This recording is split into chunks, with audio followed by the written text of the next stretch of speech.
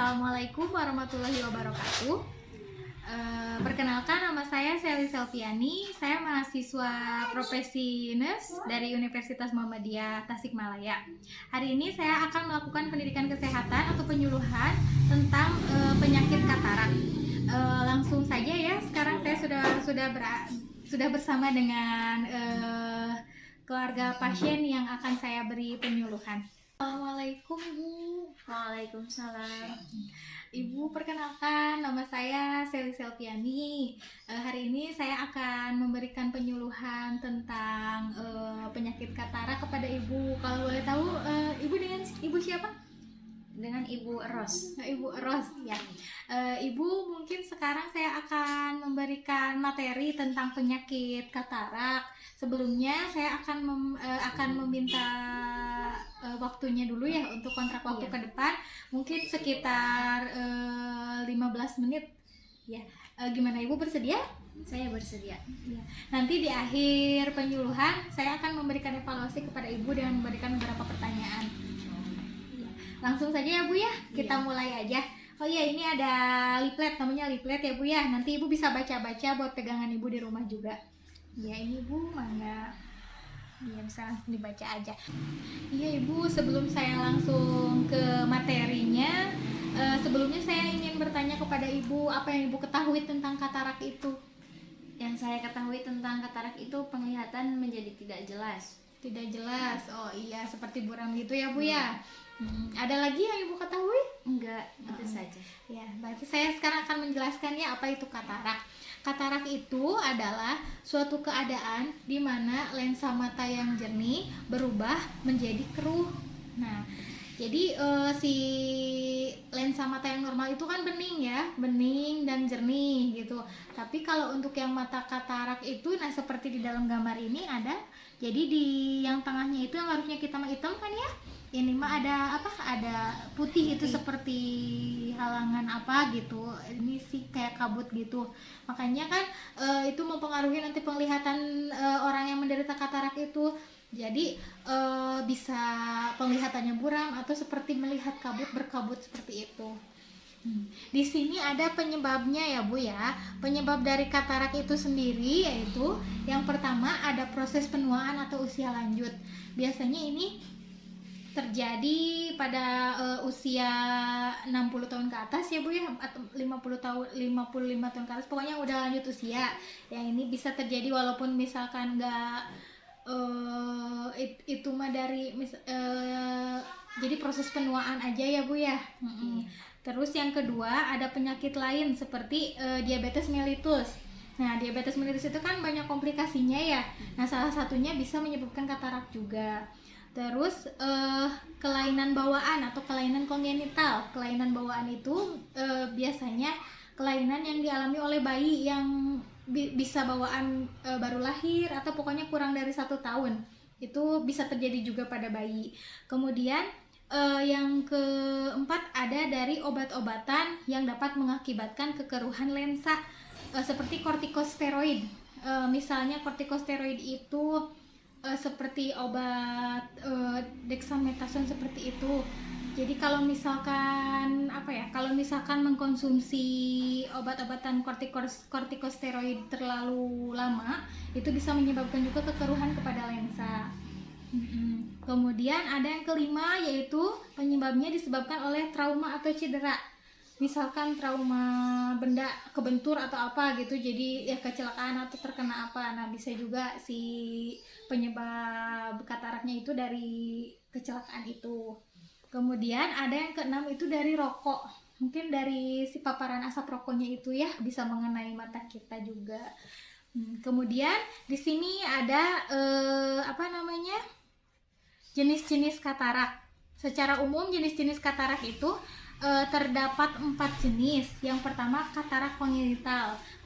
Kongenital itu katarak yang tadi seperti katarak kelainan bawaan. Jadi katarak yang terjadi sebelum atau segera setelah bayi lahir dari berusia kurang dari 1 tahun. Jadi emang bawaan lahir ya itu kataraknya. Kemudian yang kedua ada katarak traumatik. Katarak traumatik itu yang tadi dijelasin katarak yang disebabkan oleh cedera atau kecelakaan. Terus yang ketiga ada katarak komplikata. Katarak komplikata itu yaitu komplikasi misalkan komplikasi akibat penyakit lain dan keracunan beberapa jenis obat. Jadi yang tadi penyebabnya itu kan ada yang mengkonsumsi obat-obatan kortikosteroid terlalu lama atau dari penyakit lain seperti diabetes mellitus. Nah, itu masuknya ke katarak komplikata. Kemudian yang keempat ada katarak senilis. Nah, kalau katarak senilis ini katarak yang umum terjadi, jenis katarak yang sering terjadi di kita, yaitu katarak yang disebabkan karena usia yang lanjut. Jadi karena emang itu mau proses penuaan aja, jadi mungkin mengganggu pada penglihatan juga. Kemudian di sini ada tanda-tanda katarak. Nah, tanda-tandanya itu biasanya kalau penderita katarak itu si penglihatannya tuh jadi kabur. Jadi kadang kalau misalkan kita tunjukin jari tuh seperti ada bayang-bayangnya, misalkan kita nunjukin 2 jari tapi seperti ada bayang gitu, 4 atau ya pokoknya buram gitu. Kemudian yang kedua, penglihatan semakin buram pada sore hari. Jadi ke sore hari itu si penglihatan juga lebih jadi buramnya tuh meningkat gitu, jadi lebih terganggu. Kemudian yang ketiga ada pekat terhadap sinar atau cahaya. Kadang-kadang penderita katarak itu biasanya sering merasa silau seperti itu. Jadi kalau ada cahaya itu ngerasanya tuh silau banget gitu, padahal kalau kita mah biasa aja gitu. Makanya biasanya kalau penderita katarak itu kita harus bisa menyesuaikan cahayanya, soalnya takutnya mereka silau. Kemudian yang keempat ada mata tidak sakit dan tidak merah. Nah, jadi di penderita katarak ini emang tidak merasakan sakit atau merah atau sakit, lebih sering ke terganggunya itu lebih sering karena memang tidak jelas penglihatannya karena tertutup itu si lapisan itu, si lensanya. Jadi memang tidak terasa sakit, cuman terganggunya karena tidak jelas itu sendiri gitu. Kemudian kadang penglihatan menjadi berbayang seperti tadi yang kayak yang buram tadi ya. Kalau buram kan buram berarti kan tidak jelas ya. Kalau berbayang itu kayak misalkan ada bayangan atau kayak jari gitu kan, ada bayangan kayak misalkan kita ngasihnya 2 jari ada bayangannya 3 atau 4 gitu kesininya gitu ada. Kemudian memerlukan pencahayaan yang terang untuk membaca. Jadi si penderita katarak ini lebih membutuhkan cahaya yang terang kalau misalkan mau membaca.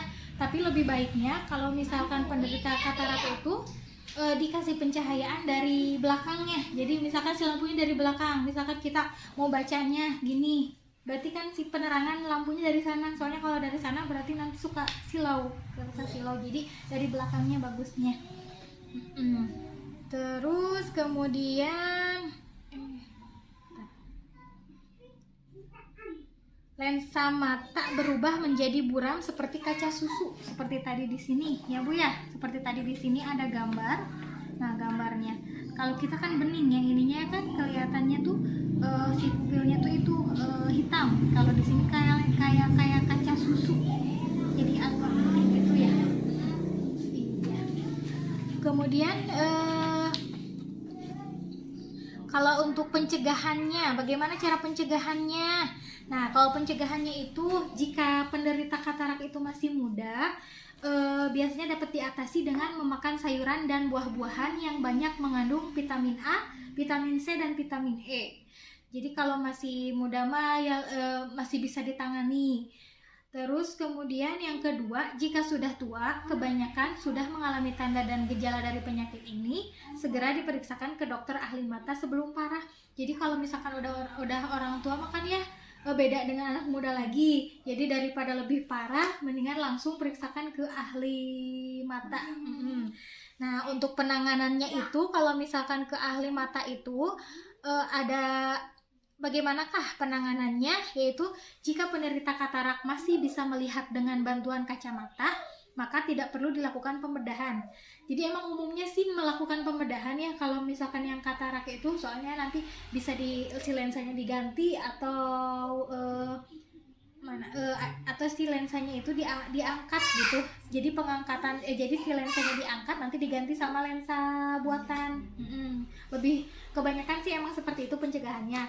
Tapi misalkan kalau si penderita itu masih nyaman atau masih terbantu dengan kacamata, biasanya sih dengan kacamata terlebih dahulu.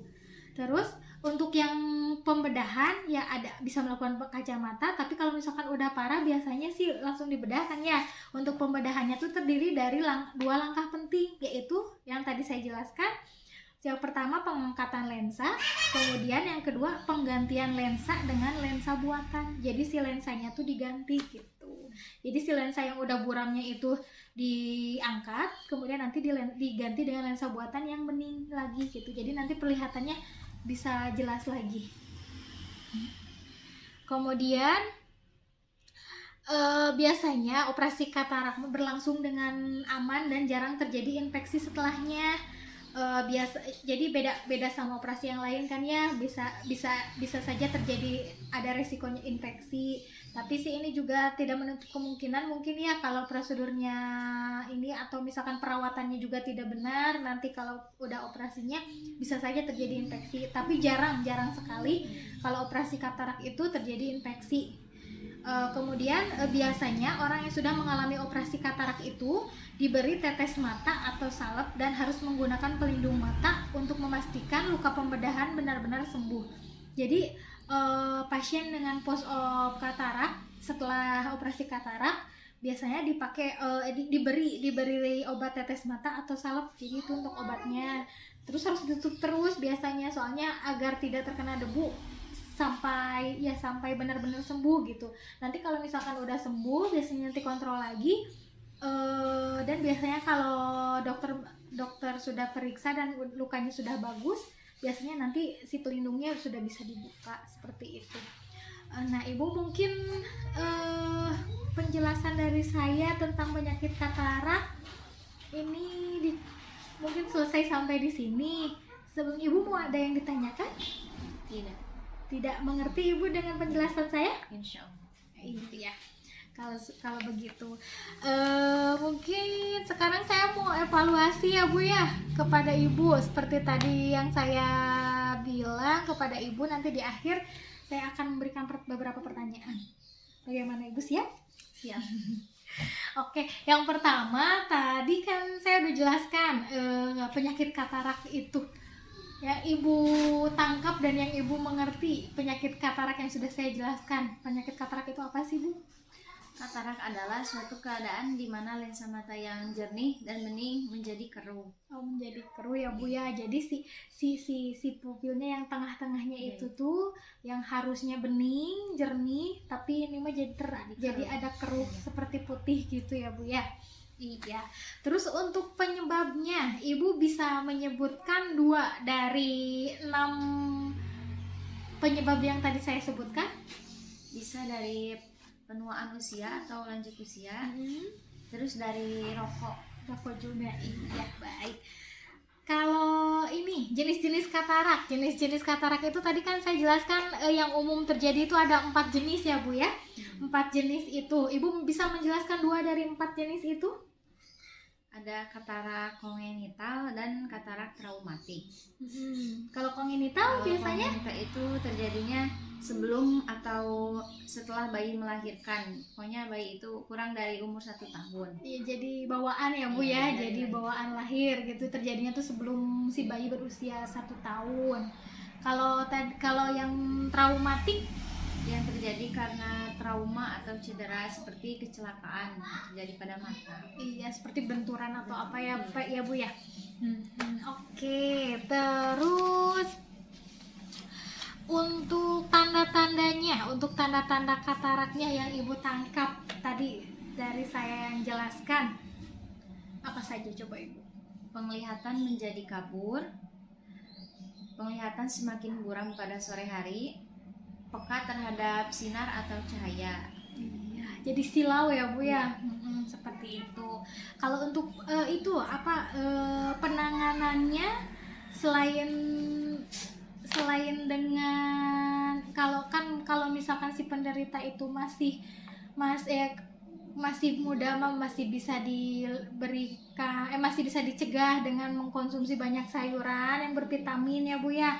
Terus kalau yang udah tua itu biasanya kan harus ke dokter supaya tidak terlalu parah. Nah, untuk pencegahannya itu biasanya kalau misalkan masih bisa diatasi dengan kacamata, kan boleh menggunakan kacamata. Dan kalau misalkan tidak, berarti harus dilakukan pembedahan. Iya, pembedahan atau operasi ya Bu ya. Biasanya sih kalau orang-orang bilangnya operasi kalau pembedahan itu ya. Jadi harus dioperasi. Nah, dioperasinya itu tadi 2 langkah penting yang saya jelaskan itu apa? Coba sebutkan sama Ibu. Yang pertama ada pengangkatan lensa, yang kedua ada penggantian lensa dengan lensa buatan. Lensa buatan, iya Ibu. Alhamdulillah Ibu sudah mengerti ya berarti apa yang saya dengan materi apa yang saya jelaskan ya Bu ya. Ya mungkin untuk penyuluhan tentang penyakit katarak ini dicukupkan sekian saja ya Bu ya. Terima kasih atas waktunya. Semoga ilmunya bermanfaat dan mudah-mudahan kita bisa ketemu lagi di lain waktu ya untuk materi yang lainnya ya Bu ya. Ya semoga Ibu sehat-sehat saja. Ya terima kasih Ibu. Ya, Sama-sama. Assalamualaikum. Waalaikumsalam.